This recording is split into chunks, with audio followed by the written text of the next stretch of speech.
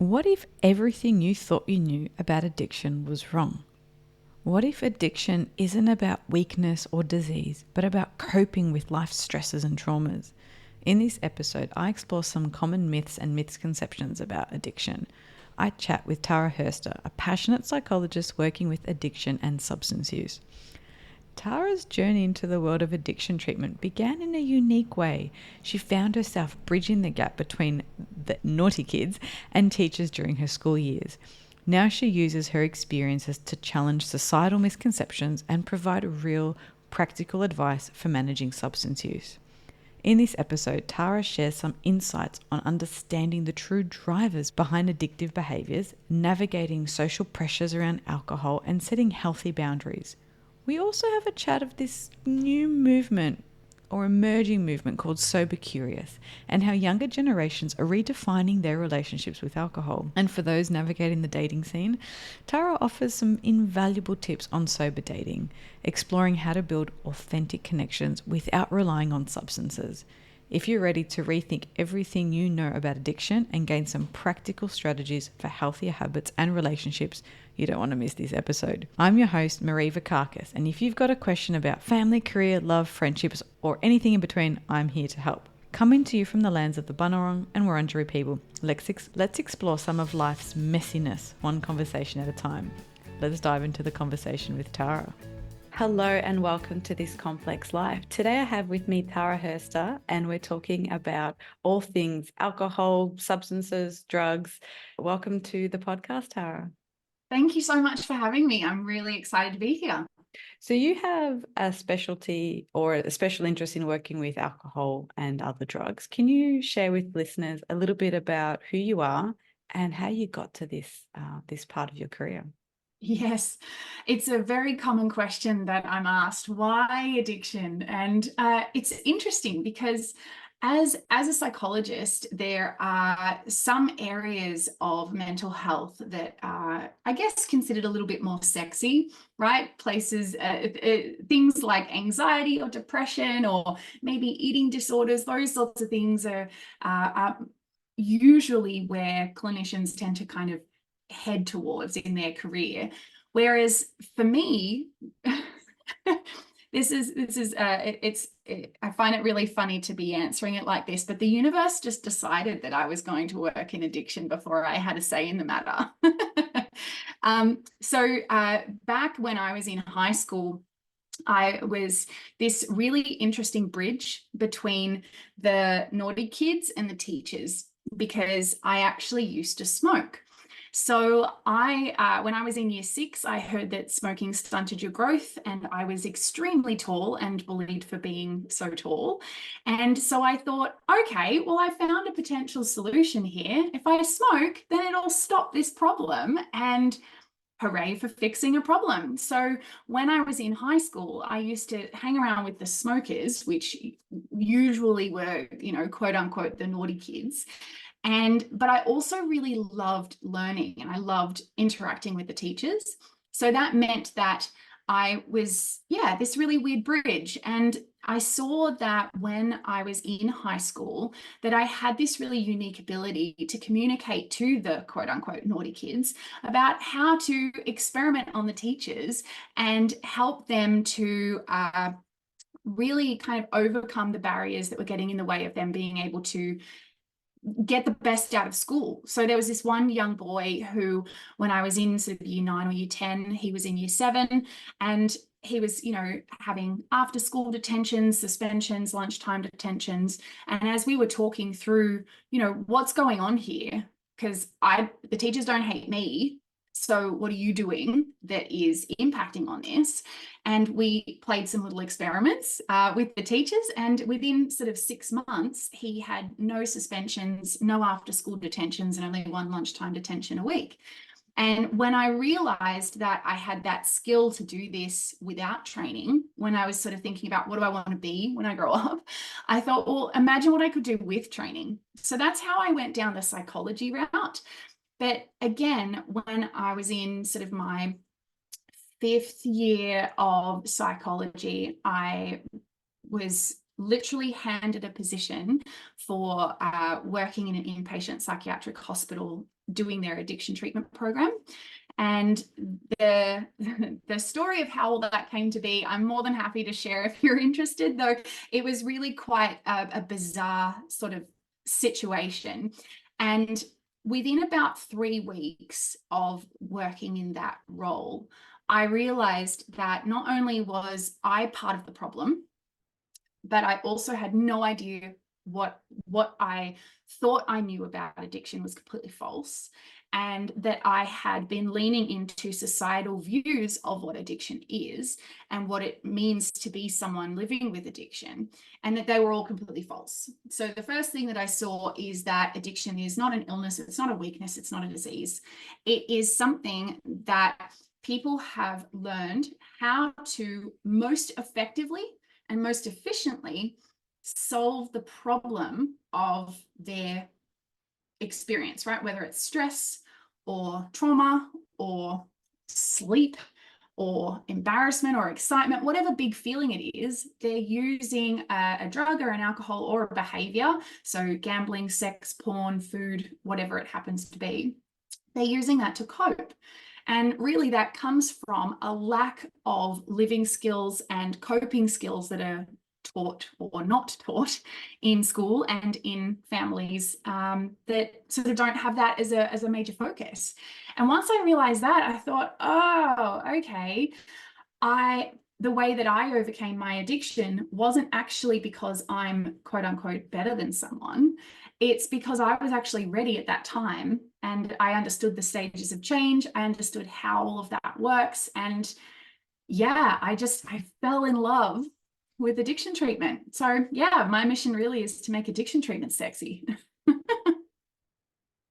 I love that. And I love the solution you came up with around the smoking, because in the knowledge I have, which is not a specialty in addictions, is people often, they don't intend to get addicted.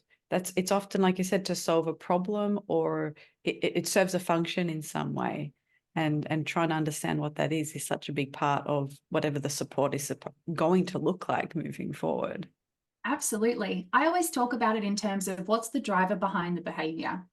Yeah. If you understand what the driver is, then you can explore other alternative options. For example, quite often people will be out in summer, right? People will be out there, at the beach, and they're in the sun, and they're having some drinks, and they don't realize that they're actually reaching for another beer or another whatever it is because they're actually thirsty.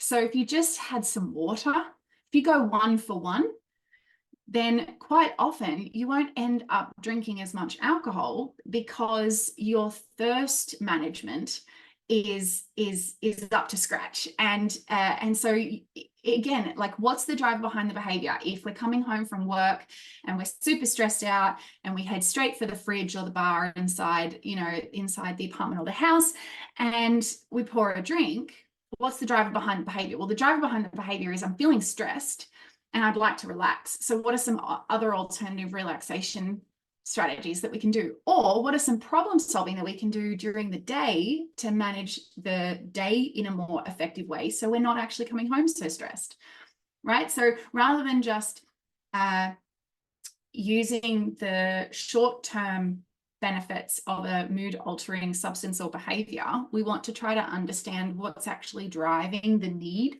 for that mood-altering substance or behavior, and then work our way backwards. Yeah, it's interesting you say that, because I did an interview with Dr. Lucy around mindful eating, and it was a very similar type of conversation around, it's not as easy to just say, oh, we'll just snack on carrots and celery and hummus. It is actually figuring out what's that serving in terms of comfort or pleasure or whatever. So it's really sort of that basic building block of, we need to know what function it serves. Absolutely. For me, when it comes to food, it's usually really, when it comes to anything, and I don't like using 100% words here, however, I am going to use one today. Anytime we are engaging in something that we don't necessarily want to do, though we just find ourselves doing it in a mindless way, it's because of halt. So halt in the literature is different to halt in Tara world. So HALT in the literature is hungry, angry, lonely, tired. However, I actually expand that out. So in Tara world, H stands for hungry, hydrated, health. So are we hungry? Are we thirsty? Or are we feeling under the weather? A is angry or big emotions, whether it's excitement, sadness, fear, whatever it happens to be. Any kind of big emotion is going to bring about an unhelpful choice if we don't have a helpful choice as a focus.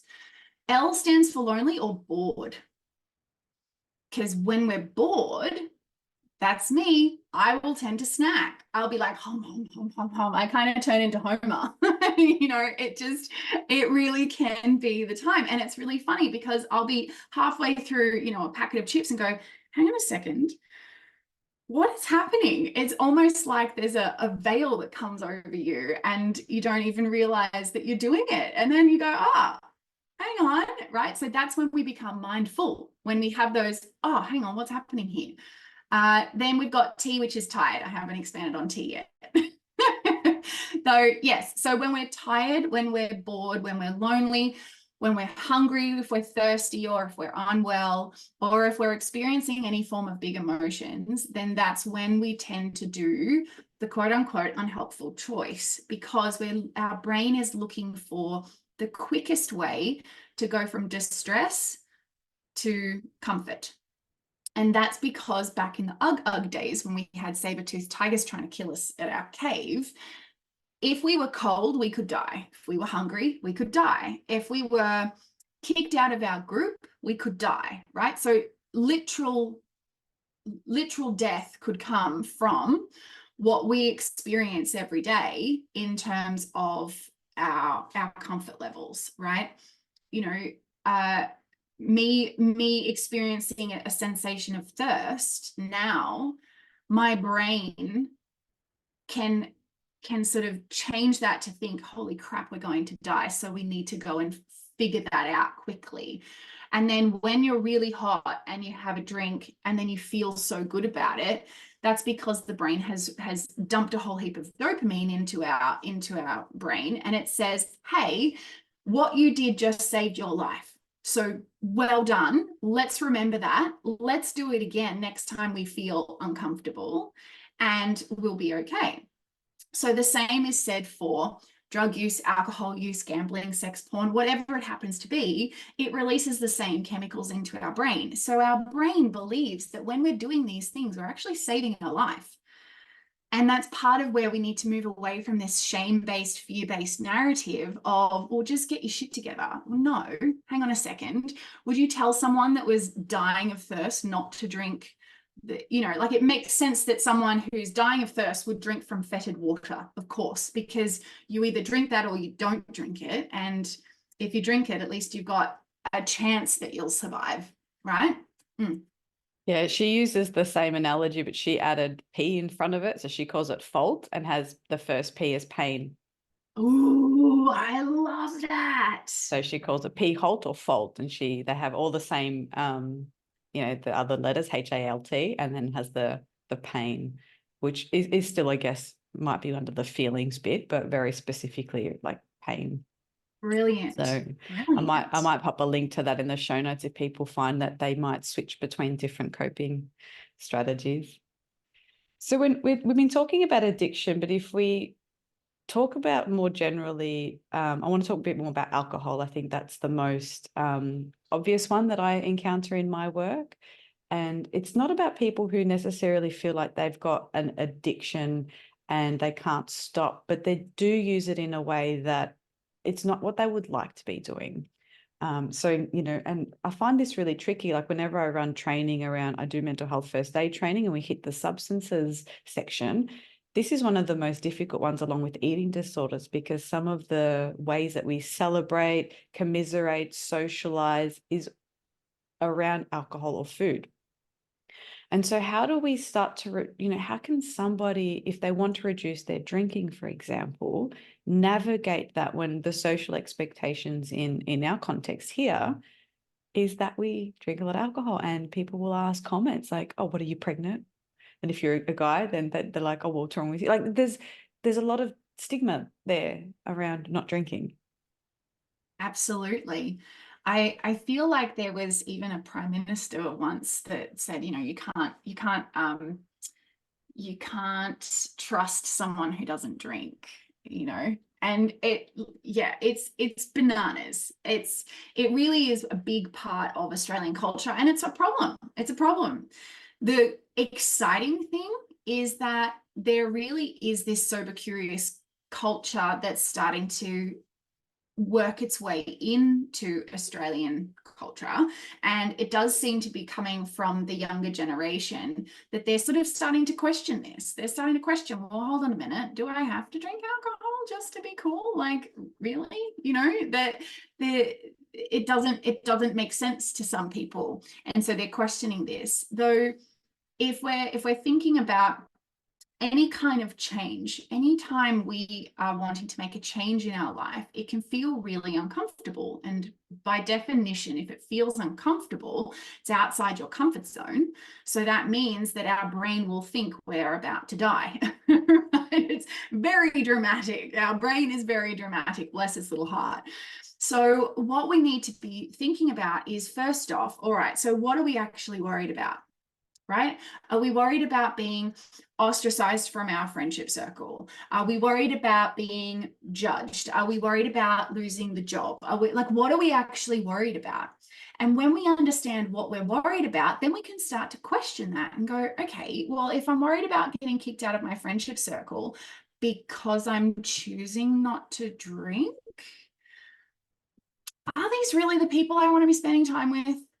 Right? Like, we can actually kind of go, hold on a second. If my friendship circle is going to challenge me to such an extent because of a choice that I'm making for my well-being, are they really my friends?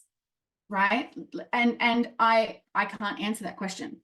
That's your question to answer.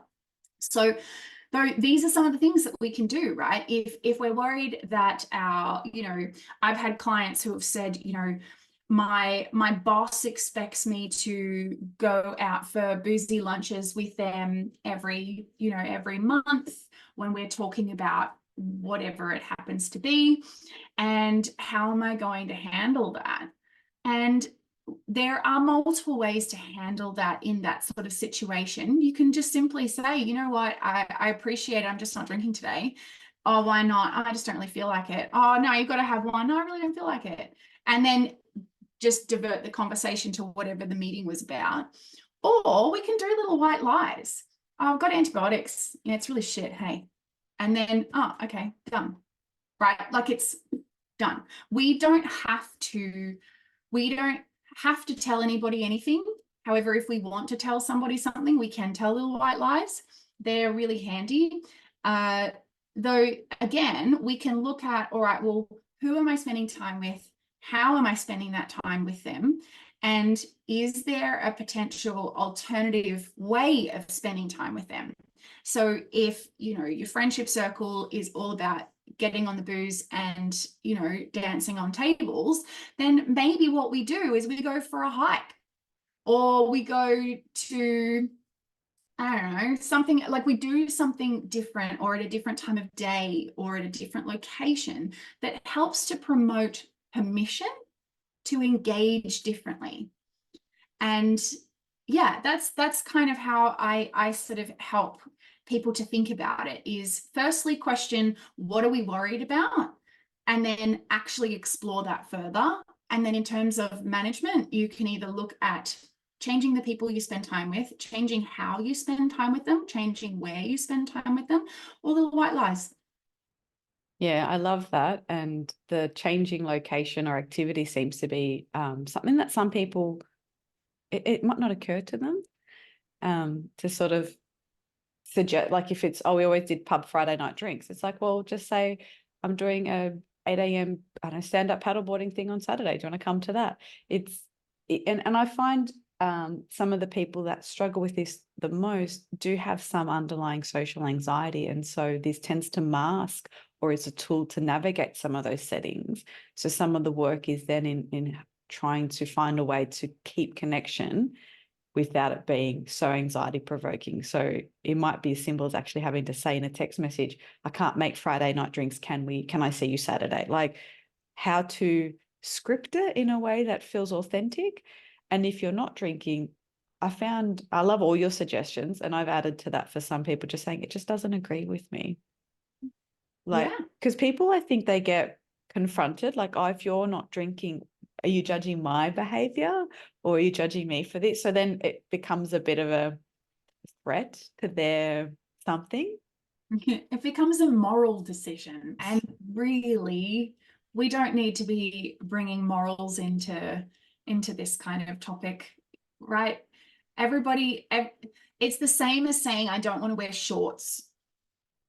Well, are we actually going to get into an argument about me not wanting to wear shorts? Like that, this conversation would not go any further if we were talking about shorts. Yeah, we don't need to, it doesn't need to be made into a big deal. And quite often the way that we interact with that discussion impacts on the way that it's received by others and how other people interact with that discussion.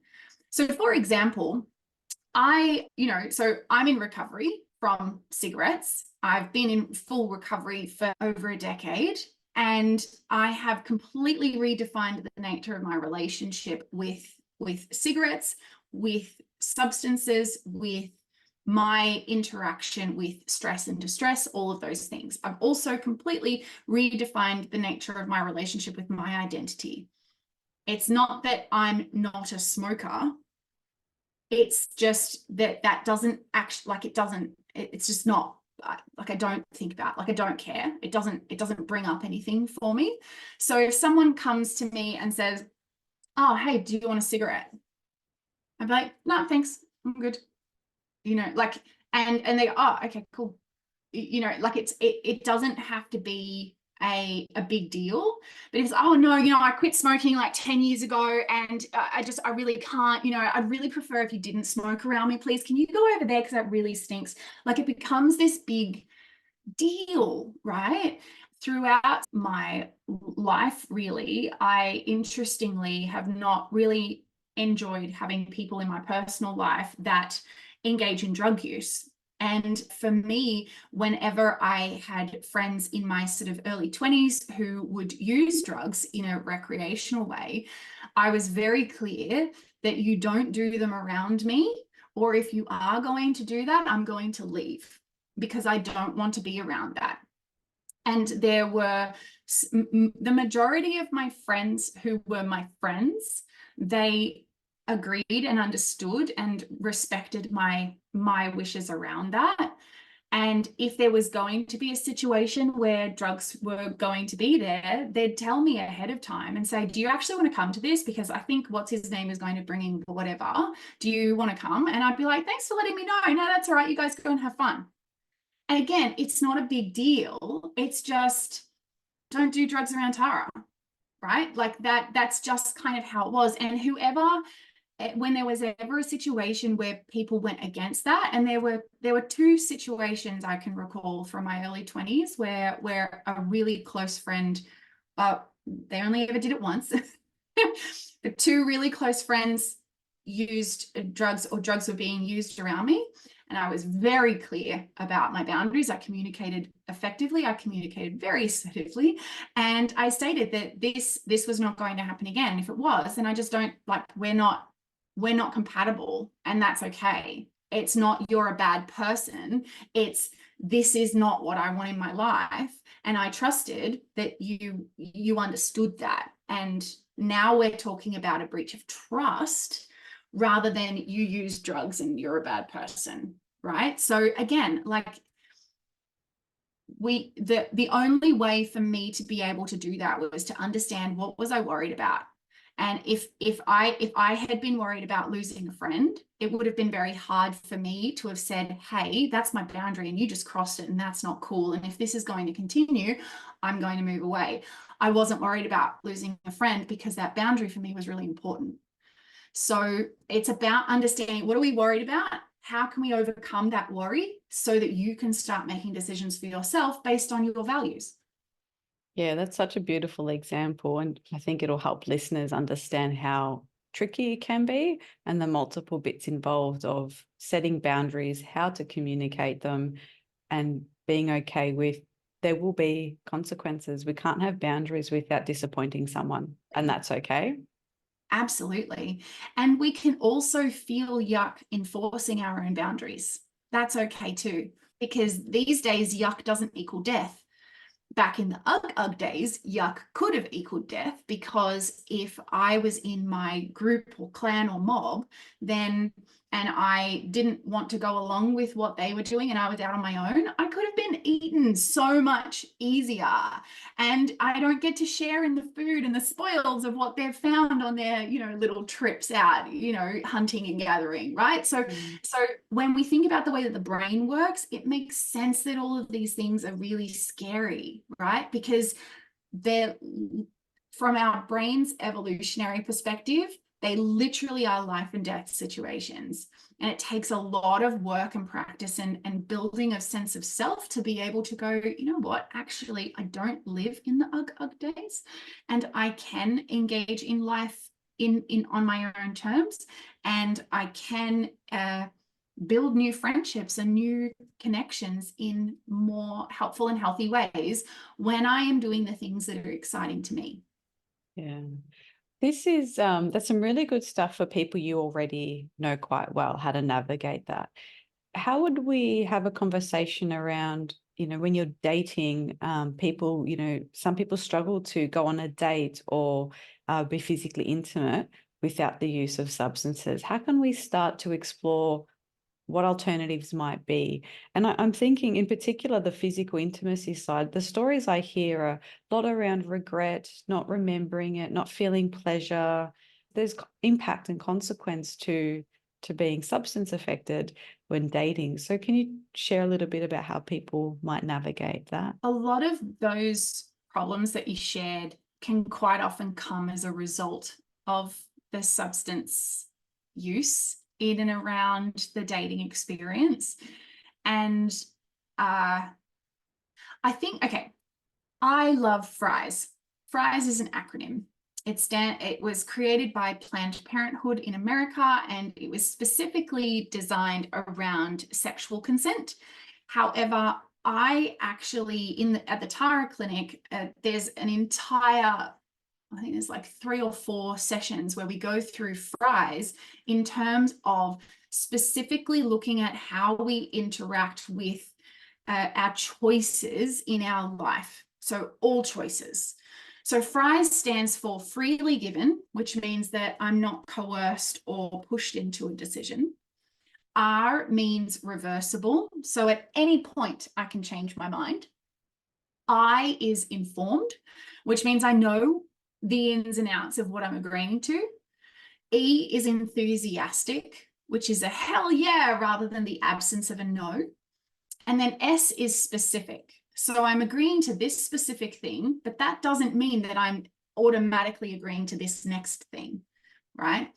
And so when we think about having an underpinning of FRIES, that means that we have rights and we have responsibilities in life. We have the right to safety. We have the right to, to a lot of things. With those rights come responsibilities. So it's our responsibility to communicate our needs. It's our responsibilities to ask for, things. It's our responsibility to, to say no when we want to say no.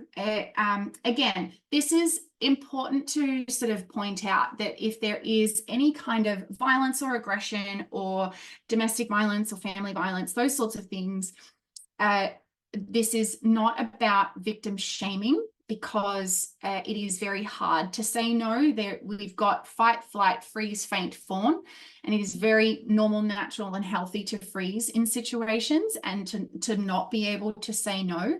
You know, I myself am an adult survivor of sexual assault, so I understand what it's like to be in that situation. So, you know, it's important to remember that while we have responsibilities, that doesn't necessarily mean that it's going to be the only way of leaning on the outcome of these situations. But just for the topic of sober dating, right? So how do we do that? Well, if that is something that we want to do, we actually need to kind of be honest with ourselves about it and therefore communicate that outwardly. And so we can do that in terms of, you know, setting up our, if I think about, you know, dating apps or things like that, which is quite often where a lot of people meet for the first time is through different dating apps. If we're setting up our profile with, you know, drinks photos and party photos, and in our little blog thing, it's all about like, yeah, Saturday night and blah, then what we're putting out is that lifestyle, that style of living. If we want to put out to the world a different style of living, then it's important for us to be really connected to that in that framework, right? So if we're, you know, we're health conscious and we're excited about getting up early on Sunday morning and going for a hike, well, then maybe our photos are like, you know, Sunday morning hikes and swimming at sunset and, you know, all these sorts of things. And then in our bio, we talk about how much we love having, you know, early sunrise swims on a Sunday morning. And I you know, I can't remember the last time I had a hangover, and, you know, all those sorts of things, because we attract what we put out. And if we're wanting to attract someone with like-mindedness, that's the technical term, then we need to put out our truth. So if we're going out and we're at the bar or we're at the club or we're at the pub, and we're going there with the intention to meet someone to date, then we're picking from the pool of people who like to go to pubs and clubs and bars. So it doesn't mean that you have to be sober, though where we are going with the intention of what we're wanting to get out of that are going to be the types of people that we connect with. You know, my own example, I was really struggling to kind of find the right person. I was just sort of finding the wrong people back to back. It was just like, oh, what is going on here? This is quite ridiculous. I feel like I'm pretty good at communicating. I feel like I'm pretty good at, you know, putting out what I'm looking for. And what I realized was that firstly, I wasn't being as discerning as I probably could have been on the different apps. And then also when I was out, I probably was, you know, again, not being very discerning about understanding who it was that I was speaking to when I was out and meeting them out. And so I met my fiance now. We've been together for 5 years. I met him. He sunrise swims at the beach that I live at. So we both lived near the beach, and we were both doing sunrise swims, and he was coming up the stairs as I was going down the stairs, and we kept passing each other every morning because of our timing. I'd come straight after the gym and he would be coming back, so we would pass each other. And we kind of just got to know each other, basically high-fiving at the steps every day. And over time, we started to swim together and were talking. And then once we were sort of talking, then it just kind of blossomed into the relationship that's a really healthy one. So he was doing what excites him. I was doing what excites me, because we had both sort of similar values and similar desires in our life. It just kind of flourished. So there's a lot to be said for where you're going, and what you're doing can really impact who you bring into your world. And it wasn't until I just decided I'm just not going to date in terms of like dating. You know, I'm just not going to date. I'm just going to be. I'm just going to live. The moment I started doing that, within 3 weeks, I met Peter. So the theme in that and some of the other things you're talking about is it's authenticity, and that takes courage, because it's hard.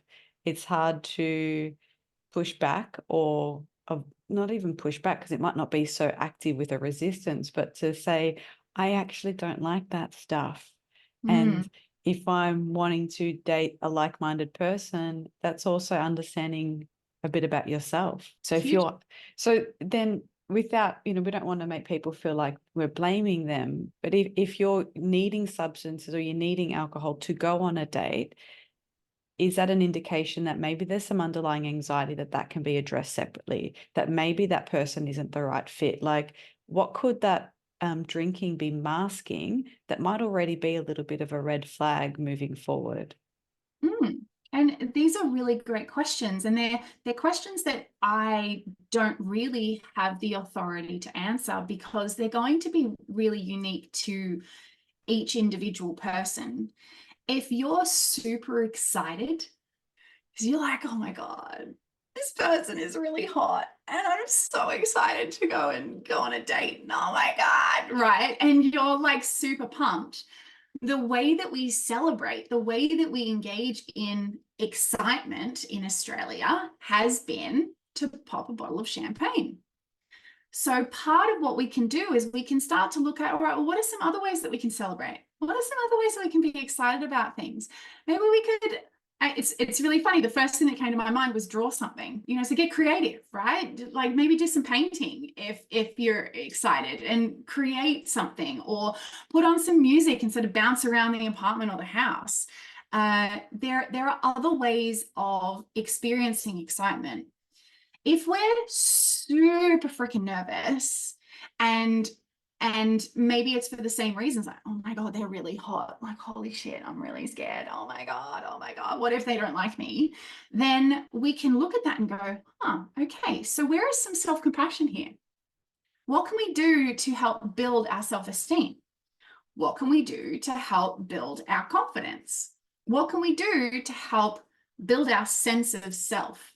And one of the biggest things that, so back when I was working in inpatient psychiatric hospitals, sometimes I would run the mood groups. And one of the things that I did a lot of the time with people who were living with depression is I would see that they had hunched shoulders to the front, their chin was down, they were sort of crunched and sort of folded down, right? So when you feel scared, worried, sad, yuck, all those things, what happens is your body will tend to make you smaller, and it will pull in like a ball, because we're trying to keep ourselves safe, or we're trying to avoid being noticed.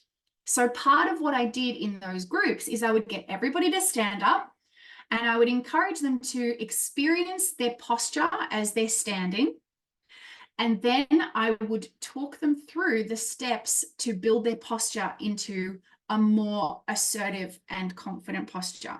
So the way to do that is to have both feet flat on the floor with all of your toes facing forward. Then you have your hip bones facing forward.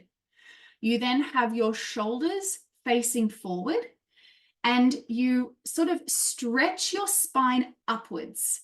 So many people say shoulders back, but really all that's doing is pushing your boobs out, or pushing your chest out. That doesn't actually bring confidence into our brain. That brings, I need to puff myself up like like an ape and be, look how scary I am, right? It's not bringing the same feeling.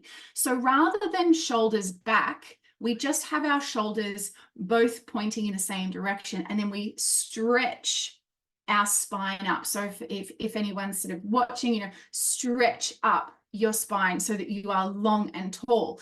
Then we have our ears, eyes, and nose all pointing forward, with our chin level to the ground.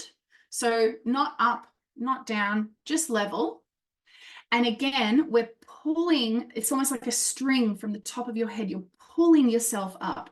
And then I said to people, how do you feel? And they were like, whoa, I feel confident. I feel good. I feel sexy. I feel handsome. I feel like all of these feelings were coming. And for the whole group, they were like, you know, they were really low, really. And when we got them into, you know, the posture, it changes everything. Another one that's really great that they talk about a lot in DBT, so that's dialectical behavior therapy, is stick a pen in between your teeth like that, and it creates a little Mona Lisa smile.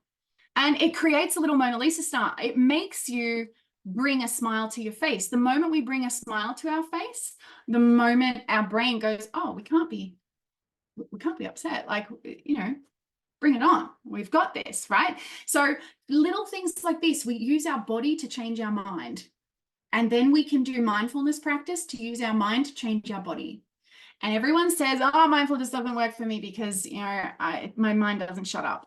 And I go, cool, you haven't done it my way. So there's a 5-step practice to mindfulness. And we talk so much about this at the Tara Clinic because it is the most important thing ever. So step 1 is focusing on your breath, right? If you want to extrapolate this out to other areas of your life, that's absolutely fine. I'll give you an example in a moment. However, 1, focus on your breath. 2, get distracted. It is inevitable. It is part of the practice of mindfulness. This is what you're meant to do. Step 3, notice that you've been distracted and name what it is. So is it a feeling? Is it a thought? Is it a sound? Is it a sensation? What is it? Step 4, make the decision to return to your breath. Step 5, follow through by actively focusing on your breath again. Now, if we use this in, say, anger management, right? Or conflict management, you're having a discussion with someone that there's conflict with. So step 1 is have the discussion.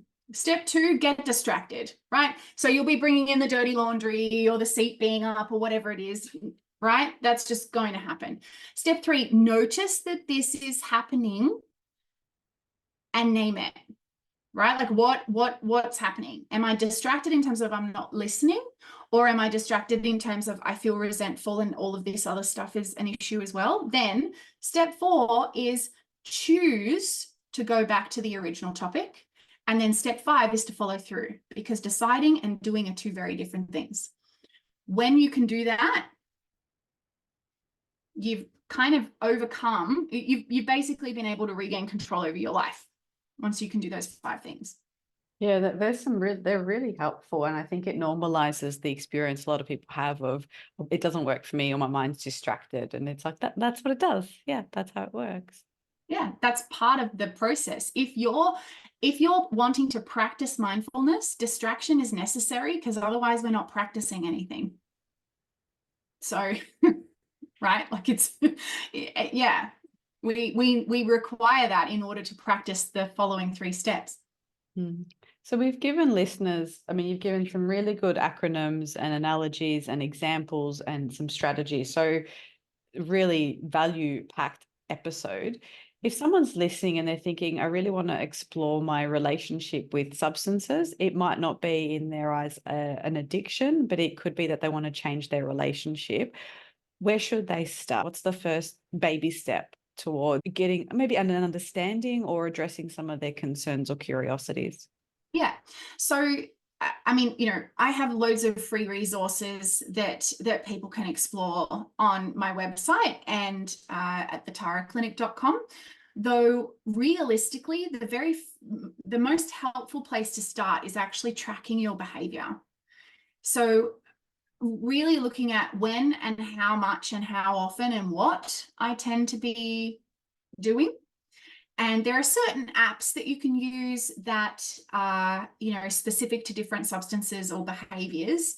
So for example, with cigarettes, it's My Quit Buddy. That was from the Australian government. There's one for alcohol that I really love, though it was created and it's for the Australian Defence Force. So if you do download the On Track, the Right Mix app, please make sure that you switch off the research section so that you don't skew their results if you're not a current or former serving member of the Defence Force in Australia. Though, yeah, track your behavior, because you can then start to see a pattern. You can see, oh, okay, it tends to start on a Thursday, it ramps up until Saturday, and then Monday I feel really shit because I've been struggling all Sunday and I haven't really experienced a weekend. And addiction doesn't look like we have portrayed it to look like in the media. Addiction doesn't mean that you don't have teeth, or you don't have a job, or you don't have a home. No, I have people who are, on the Forbes list, right? There's people who are experiencing what I described, where Thursday to Sunday is a write-off, and then Monday till Tuesday is regret, and then Wednesday is I've got to be productive because I'm not going to do this again, and then Thursday the cycle happens again. That technically is addiction, though it doesn't look like what everybody thinks it does. So track your behavior. Just start to have a look at it, and grab some of the resources if you're interested to explore things further on the website. Though another really great national phone line is the ADIS phone line, so the Alcohol and Drug Information Service phone line, 1-800-250-015. They're great, and they're available nationwide. You can just ask them questions. I'll put a link to all of those in the show notes and some of your resources. If people navigate over to your website, you've got some really great free resources, some self-help tools, on-demand online courses. Like, there's quite a lot that people can access in a confidential way, so they don't feel like, if they're feeling uncomfortable to talk to a professional straight away, there's quite a lot that they can start to learn and explore on their own. Absolutely. Like our Recovery Toolkit membership is all of our online learning for our programs, and it's done in a self-directed format. And, it's really affordable. It's really accessible. You can jump on there and join up at any time. And there's a 14-day money back guarantee. So, if you get on there and you think, oh, this is shit, just, there's a 14-day money back guarantee. So that's available for you. But yeah, there's a lot of, you don't have to live the way that you've been living if it's been a struggle. It doesn't have to be that way. And it also doesn't have to be scary to get some help. Yeah, I love that. I had a client recently phrase it, her experiences were slightly different, but in a way that said, these things didn't have the same impact when I was younger. And now that I'm adulting, I'm recognizing the consequences of my behavior. It might not be fully destructive, but it's getting in the way of the future that I want. And I thought that was really quite a beautiful reflection of, she's like, I'm not in like heaps of debt or credit card debt or anything like that, but I haven't saved what I wanted. Or if I want these sorts of things in my life, the trajectory I'm on is not going to get me there. Exactly. It's just about popping on your reality pants. Take off your judgment pants because they chafe. Put on your reality pants. It's the best place to sit. I love that. Thanks so much. My pleasure. Thanks so much for having me. I've really enjoyed it. Thank you for listening. To keep the conversation going, head on over to Instagram or LinkedIn and follow me. If you'd like to keep updated with episodes and other interesting things happening in mental health, join my weekly This Complex Life newsletter, where I'll share tools, tips and insight. There's a link in the show notes. Got a question you want answered? Shoot me an email or a DM. I'd love to hear from you. And if you enjoy the show, I'd really appreciate it if you could leave a rating and a review. It helps other people find the podcast.